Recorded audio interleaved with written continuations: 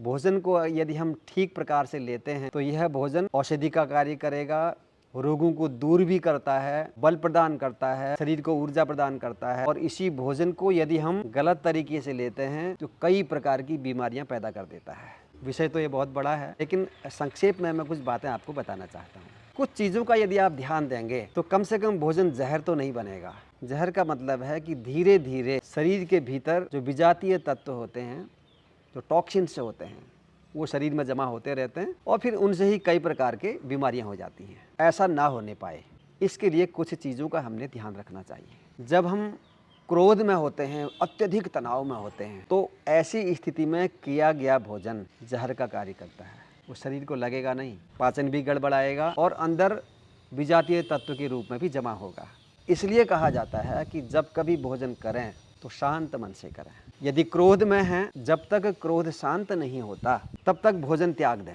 उपवास कर लेंगे तो उपवास करने से क्या होगा, टॉक्सिन से बाहर निकलते हैं, शरीर की सफाई होती है। दूसरा महत्वपूर्ण, जल्दी जल्दी भोजन करना। कई बार कहते हैं कि समय की कमी है, तो जल्दी जल्दी भोजन यह भी जहर का कार्य करता है। जल्दी जल्दी भोजन करेंगे तो ना तो उसमें ठीक से लार मिक्स होगी जो अमृत का कार्य करती है, हमारा सलाइवा ठीक से मिक्स नहीं होगा, ठीक से चबेगा नहीं, अच्छे से उसका पाचन नहीं हो पाएगा, तो फिर वह आंतों में जमेगा, सड़ेगा, कई प्रकार के विकार पैदा करेगा। कि भोजन धीरे धीरे चबा चबा के करना है। इसलिए कहा जाता है 32 बार चबा के भोजन को निगलें। Drink your solid, eat your liquids. जो सॉलिड पदार्थ हैं उनको पीना है, मतलब इतना चबा लीजिए कि वो पानी जैसा बन जाए। पानी है या कोई भी तरल पदार्थ हैं, उनको खाने की तरह लेना है, मतलब घूंट घूंट करके लेना है। तो यह दूसरा महत्वपूर्ण बिंदु है जिसका ध्यान रखना चाहिए।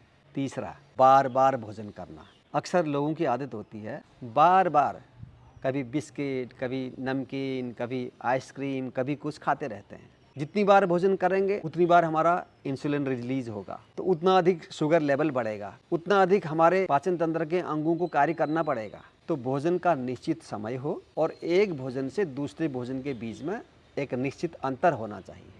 तो बार बार भोजन करना बीमारियों को दावत देना है। कि कई लोग भोजन करते हैं और भोजन के अंत में खूब सारा पानी पीते हैं, और वह भी ठंडा। भोजन करते समय पानी कम से कम रखें अपने पास, वो भी सादा पानी। अन्य समय आप ठंडा पानी पीते हैं, लेकिन भोजन करते समय ठंडा पानी नहीं होना चाहिए और बहुत कम मात्रा में हो। पानी के बारे में तो यह कहा है, अजीर्णे भेषजम वारी जीर्णे वारी बलप्रदम भोजने च अमृतम वारी भोजनांते विषप्रदम। अजीर्ण की स्थिति में जब पाचन नहीं हुआ हो उस समय पिया गया पानी दवा का कार्य करता है, और पाचन ठीक से होने के बाद जब हम पानी पीते हैं तो वह बलप्रदम, शरीर को शक्ति देने वाला होता है। और भोजने च अमृतम वारी, भोजन के बीच में थोड़ा बहुत पानी पीना। यदि भोजन में बहुत तरल पदार्थ हैं तब तो आवश्यकता नहीं है, लेकिन भोजन बहुत ठोस है, उस समय बीच में थोड़ा थोड़ा पानी पीना यह अमृत का कार्य करता है, पाचन में मदद करेगा। भोजनांते विषप्रदम, और भोजन करने के तुरंत बाद पिया गया जल विष के समान होता है। इसलिए जल पीना हो तो भोजन के समय कम मात्रा में, लेकिन भोजन कर चुकने के बाद जल बिल्कुल नहीं पीना चाहिए। तो इस बात का भी हम ध्यान रखेंगे तो शरीर में टॉक्सिन से जमा होने से बच पाएंगे।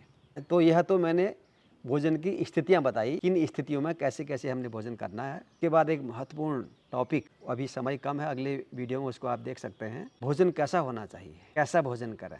इस विषय पर अलग से एक वीडियो आएगा कि कौन सा भोजन वो शरीर के विजातीय तत्वों को बाहर निकालेगा और कौन सा भोजन शरीर के भीतर टॉक्सिन से जमा करेगा। इस पर अलग से वीडियो इसके बाद मैं प्रस्तुत करूंगा, उसे आप देख सकते हैं। ऐसे ही महत्वपूर्ण वीडियो मैं इस चैनल में पोस्ट करता रहता हूं, आप बने रहिएगा चैनल में।